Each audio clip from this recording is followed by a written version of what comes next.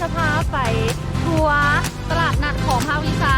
สังคมเนาะภาควิชาการท่องเที่ยวกับน้องแฮมคือมาพิเศษในความตักกันยมคือบ้าคือบ้าปิ้งไงแบบนี้เลยงานพานเพื่อนก็ยังมีโซนระบายสีเดี๋ยวนี้ก็จะมีที่เนาะสบายดีมื้อนี้เขาจะพาไปทัวร์ตลาดนัดของภาควิชาสังคมเนาะภาควิชาการท่องเที่ยวกับน้องแฮม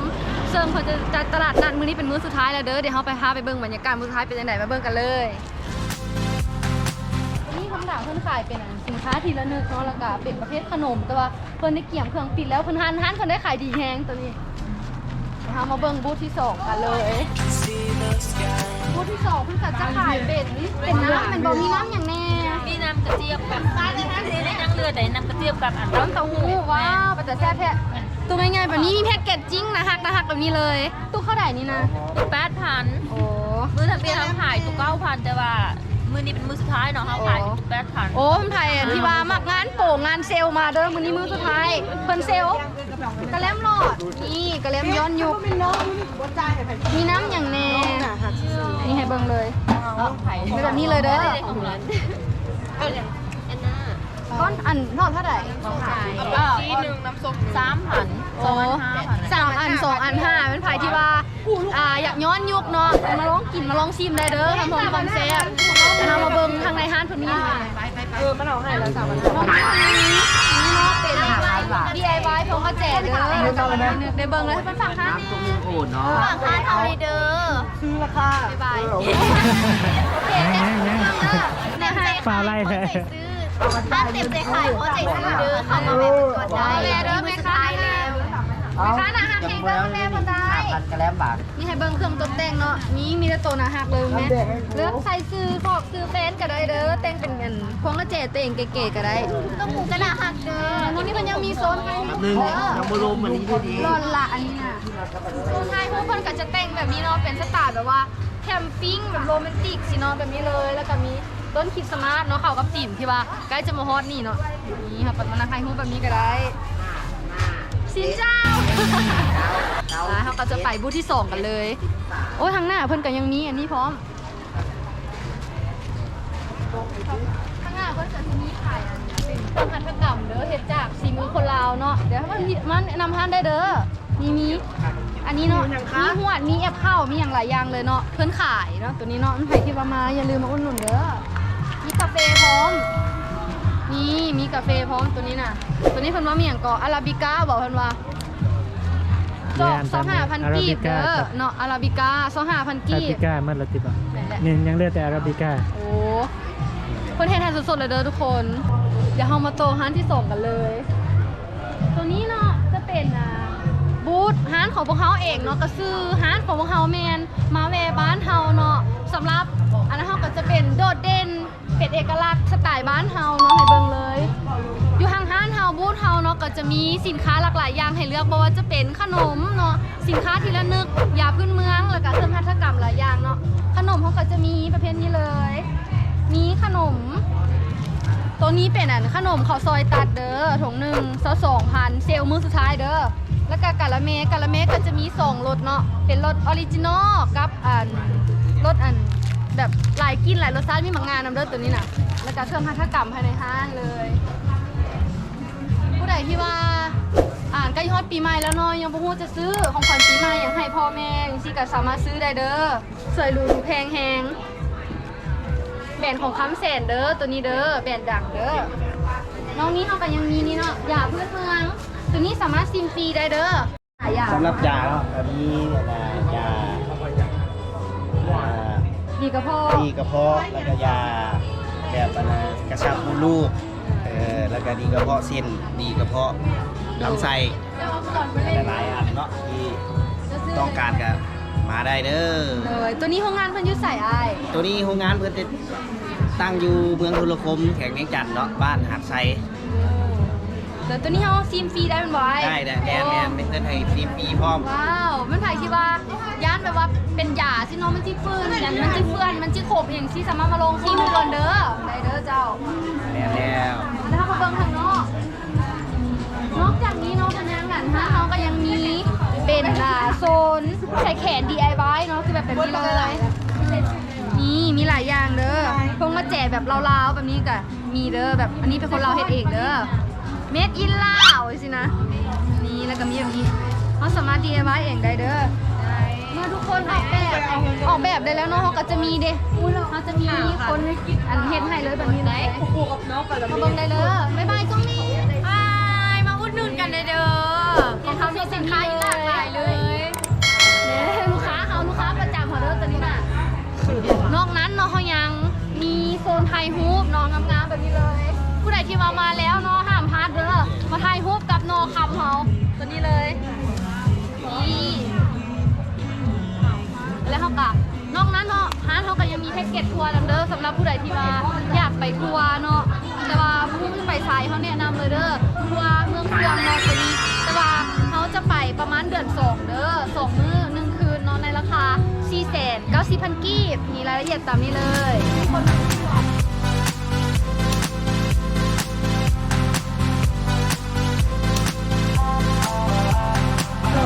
เอามาลองเบิ่งร้านต่อไปกันเลยเนาะว่าเพิ่นขายยังไง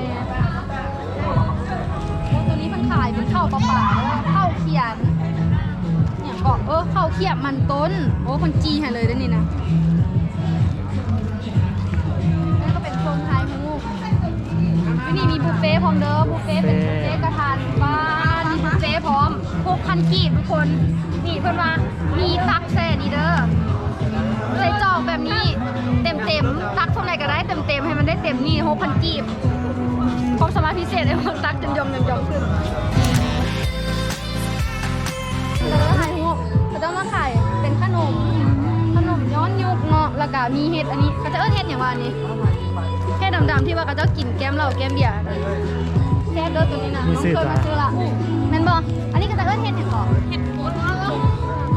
โดยผงเท่าไหร่ 10,000 กีบ 10,000 กีบแล้วก็มีขนมขี้แมวพร้อมเด้อผู้ใดที่ว่ามาแล้วก็อย่าลืมมาอุดหนุนเพิ่นเด้อไปเบิ่งมันต่อไปกระแลมพร้อม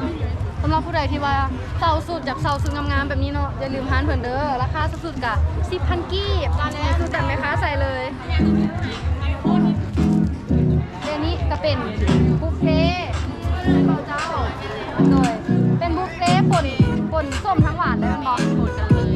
ได้หมดไหม ราคาเท่าไหร่ 10 กีบเต็มถุงยาง แล้วขอคนได้ป่ะเนี่ย อันนี้จะเป็นมะกอกนะ ก็ อันนี้จะเป็นมะพร้าวมันเพื่อนาดกระโมง ได้เบิ้งตังค์เด้อ มีแจ่วแจ่วน้ำกับแจ่วหมู คุ้มคนนี้หาใส่มาได้แล้วเด้อ เต็มถุงเลยทานนี้แถมให้แบบจุก โอ้แม่ค้าหนาหักอีกเด้อถ่ายมาอย่าลืมอุดหนุนเพิ่นเด้อโอ้นี่มีอัน DIY อีกแล้ว DIY ใส่แขนอีกแล้วถ่ายมาสั่งได้บ่ แม่น ทุกแผ่นแม่นเท่าไหร่ มีเส้นแผ่น15เดือน มี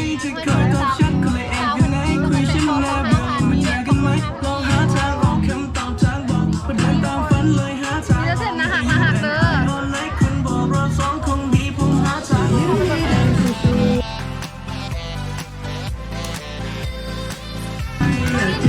อันนี้ก็มีขนมขี้แมวอีกนะทุกคนแม่แล้วเลยเดียวต้นกระบอกเพชรสายต้นเป็นสายที่มาต้นกระบอกเพชรเนาะสายต้นกระบอกเพชรมาพาเด้อมีตัวนะหักนี่ต้นเท่าไหร่นะต้นที่2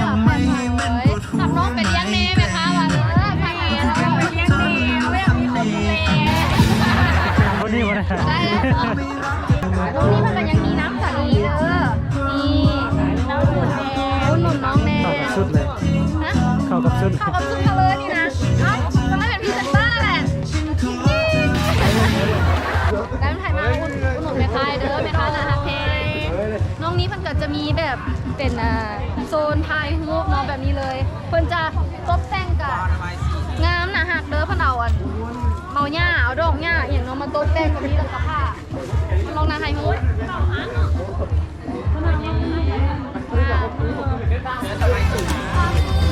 เอาไปบนคนก็ไปนี่ยังไง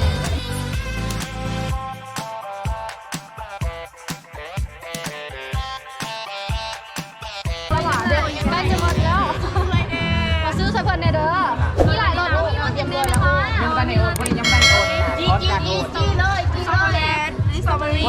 การโอนด้วยนี่ โอรีโอแล้วกันข้าวก็มีก้อนหนึงเท่าไหร่ก้อนนี้7,000กีบเด้โอ้ยผู้ใดมาห้ามพลาดเด้อกันแล้วนี่คือทางนี้คือแซ่บแห้งโดยมาอุดหนุนเด้อโดยเบิ่งให้เป็นขนมมีเจลพร้อมเนาะ โดนแม่แล้ว มีเจลอย่างเนี้ยนะตัวนี้นะ มีเจ้าบอกกับเจ้าบอกเข็ม ฝากร้านได้เด้อ โดย สบายดีลูกค้าท่านใดที่ว่าสนใจเนาะแนะนำให้มาเลยตุ๊กติ๊บทัวร์หรือว่าตัวนี้ก็จะเป็นห้านขายแนวกินสำหรับแนวกินตัวนั้นก็จะเป็นโซนของกิฟต์ซอมของเราตัวนี้ก็แม่ตัวนี้จะเป็นโซนไทยฮุกของพวกเราเชิญมาได้เด้อ ถ่ายรูปเนาะเขากับมาถ่ายรูปเก๋ๆแบบนี้ได้เลยกับต้นคริสต์มาสหรือว่ายูอันนี้ก็ได้เด้อนี่แล้วก็มีแคปชั่นงามๆนะฮักไว้ให้เขาจับถ่ายรูปเด้อดุดันไม่เกรงใจใครร้านนี้เพิ่นก็ขายที่คือกันเด้อนี่เป็นอย่างสอบกิบจ่ายเห็นบ่มีอันนี้พร้อม แนวคัดผม ไปคอนเสิร์ตอย่างซีโน ไปคอนเสิร์ตใส่เป็นถ่ายรูปปิกนิกกินข้าวอีกสินะชอบผม โอเคเป็นไผ่สายอันคอนเสิร์ตห้ามพลาดเด้อตัวนี้เด้อคือหน้าฮักแฮ เฮ็ดเองเมื่อวัน นะ นี้ คะคือไม่ขายนี่แหละ อันนี้เด้อันนี้มันเอียงก็คัดผมกัน เมนนะคะผมแบบน้อย โอ้ ตัวนี้นะ แบบน้อยแบบใหญ่มีครบเด้อโอ้ยหน้า มี ฮั คร ก บเลย หน้าฮักขนาดเด้นี่คนนี้อย่างแน่นี่ใส่คออ่ะ อันนี้จะเป็นอันถอยโทรศัพท์จะเป็นของกุ้งกินกุ้ง หน้าฮักทุกคนนี่หน้าฮักสดใสแฮงเซ็นเท่าไหร่15,000 มือนีเลปกติขายเท่าไหร่ปกติขายเท่าไหร่ 18 โอ้ย เบอร์อื่นเศร้าหา บอคือเราปกติขาย5มื้อสุดท้าย15ไปเลย ขายได้อยู่ขายบ่ออก โอเคมีแต่แนวนะฮักเด้อผู้ใดมาแล้วก็อย่าลืมมาเวฮานเพิ่นอันนี้ก็แม่นของฮานเพิ่นว่ะ เป็นแล้วโซนระบายสี โอ้ตัวนี้มีโซนระบายสีอีกทุกคน อันนี้ก็จะมีดูสิเนาะเป็นหิน เป็นฮูปตัวแบบนั้นตัวนี้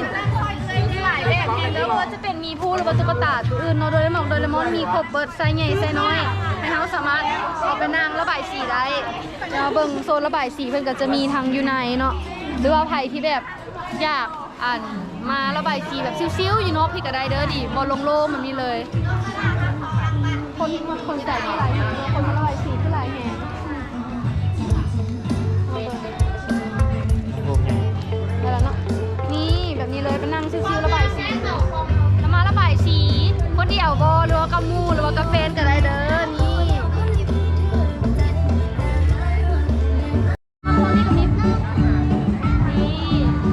ก็มีโซนผู้บ่าวปิ้งให้แบบนี้เลย มาฮอดนี่การรีวิวของเขาก็จบเพียงเท่านี้เนาะจะไหนกะอย่าขอฝากร้านเด้ออย่าลืมมาเวบ้านเฮาเนาะอย่าลืมมาเวบูธภูเขาเด้อ